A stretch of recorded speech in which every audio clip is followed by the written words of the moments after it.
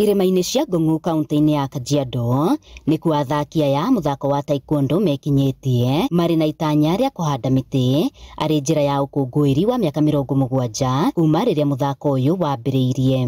Ni celebration ya taekwondo ile siku ambayo ilizaliwa, saizi imefikisha miaka 70 kwa leo, na uanga sisi tunafanya ku celebrate kwa kupanda miti kama climate change.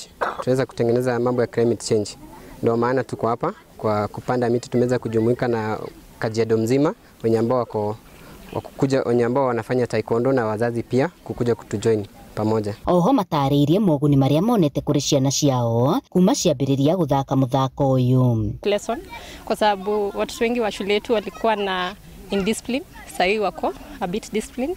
Wengine walikuwa na health problems, tumeona wamekuwa a bit strong because of the exercises they do, and also wameweza kuinteract na watoto wenzao. Ũhũthĩri wa taranda kũrĩ ciana ũkoretwo ũgĩkĩrĩrwo mũno kuma mũtaratara wa mathomo wa CBC wajia kũnyitithio thing'a, na ũguo makoria thirikari kũhe ciana mweke wa kũihũthĩra na njĩra iria ibatiĩ. Kwa serikali ningesema ni ukweli, kuna watoto wengi wako na talents na si taekwondo peke yake.